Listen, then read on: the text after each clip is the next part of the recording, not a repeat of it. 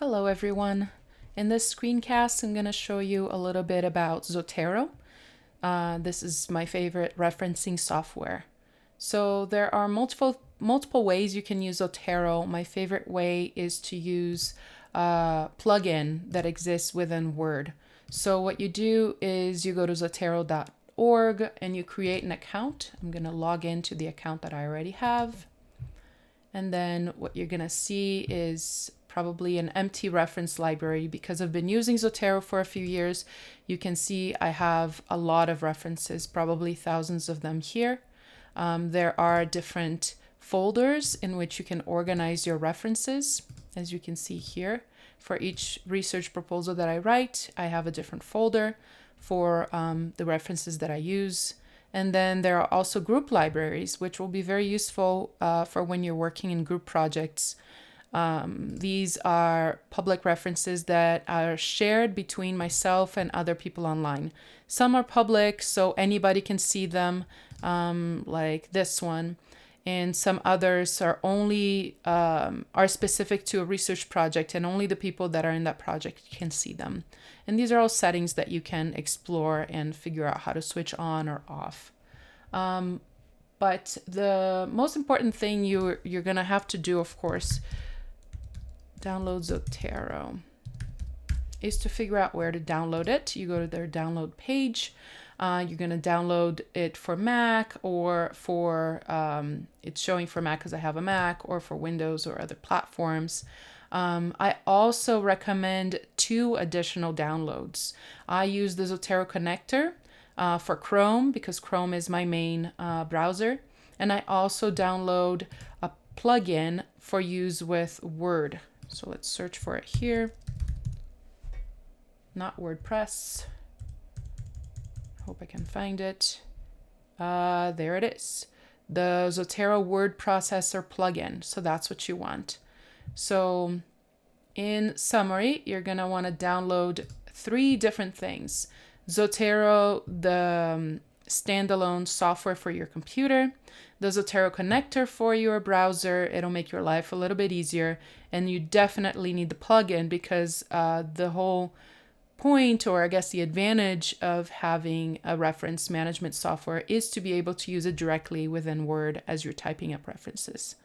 Unless you use LaTeX, then things would be a little bit different. So say you've downloaded Zotero for Mac, or for Windows, this is what it would look like. The same folders that I showed you before that I could see in the web-based version of Zotero are here on my computer. And the reason you need your computer-based version is to be able to run the Word plugin. So once you install the Word plugin, you're going to see this additional tab.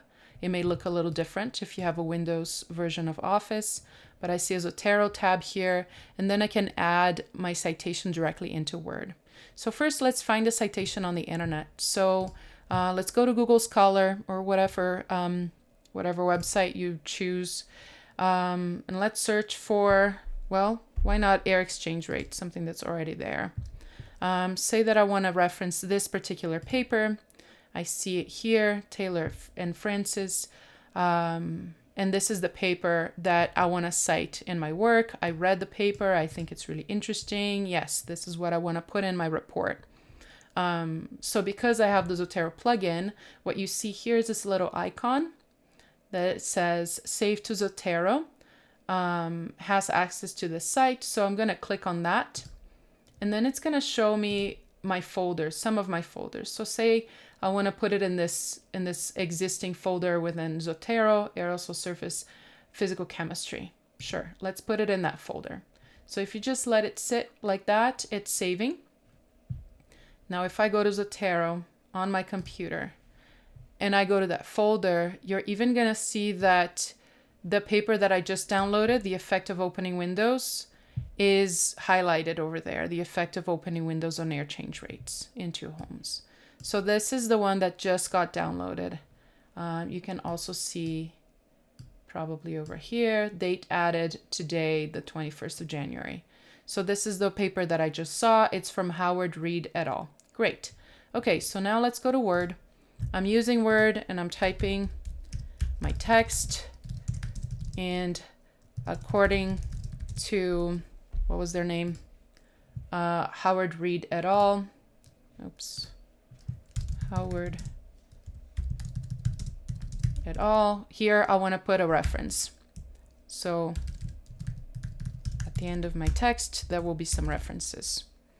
There you go. So I put my cursor right after where I want the reference to appear, and then I click on Add or Edit Citation. First, it's going to ask me how I want to style my reference. So you're going to select from a bunch of different options, and you can explore here to find out which is going to be your favorite. My favorite is the ES&T reference, Environmental Science and Technologies, a journal I commonly publish with. So I downloaded the reference specifically from the journal website. You could use IEEE, you could use the American Chemical Society, you can use whatever you want. And if you don't find a reference style that you like, you can download more by clicking Manage Styles.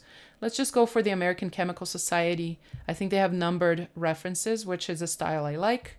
You want to store citations as fields. It's what's recommended. And then just, I don't usually change any of these settings. Automatically update citations sounds great. And then you hit OK.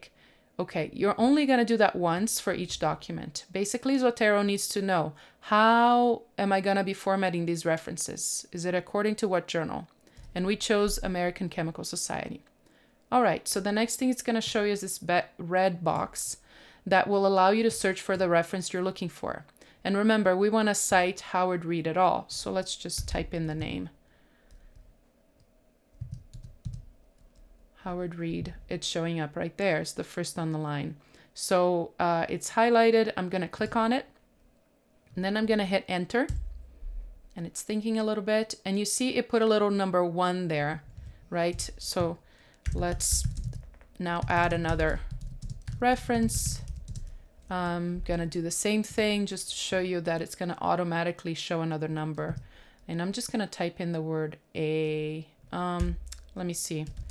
Do I have any reference by anybody named Jones? I do. Indoor quality and health. You could also search by title.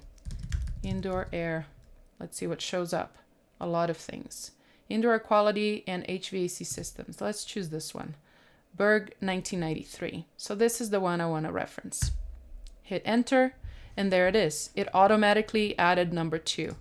Now, say I'm editing my paper and I go back all the way to the top on the introduction and I add a sentence at the start of my text, of my work, and I want to reference something else. And oh, that's an interesting autocorrect. Say I want to reference something else that's up at the top here of my text or in the middle of the text, and I had some references already within the text. So let's add another citation. Let's see. Let's say I want to cite this one, Aerosol Resuspension by Merrill 2011. Hit enter. And look what happened. Auto-numbered this reference as number 1 and then automatically changed the numbering of the others to 2 and 3 as opposed to 1 and 2 as we had before. So that's the nice thing about referencing software, right? You're not going through your text afterwards and trying to manually update these numbered references. That would, I've done that in the past. It's very painful. You don't want to do that. You want to just use the software. So then say you're at the end of your work and you want to add a list of references, right? So I just typed in the word references, and now at the bottom, at the very end of the document, I'm going to add/edit bibliography. So let me hit that button and wait a bit because it's thinking. And there it is. Reference 1 was Merrill et al. Reference 2 was Howard Reed, and reference 3 was Berg. And there we are. These are fields that will get updated automatically. So say I change the order in my text. Let me select reference number 2, which we know was Howard Reed, and move that to the top. You see, these are not going to do it automatically because I didn't change any fields. But if you select the reference and then update field. Oh, wait, that's not how I do it. So we change the order. and we move this reference to the top. So then you click refresh on Zotero up at the top. Click refresh. It should change everything. There we go. So now the references are in order, even though you changed the order of your text. At the end, you can unlink citations. This is the button you only want to hit when your work is completely 100% ready and you're not going to make any edits anymore, because what it's going to do is remove all of the automatic fields, all of the code fields that make these, auto update and things like that. And it's going to turn them into plain text. So let's hit that. See what happens.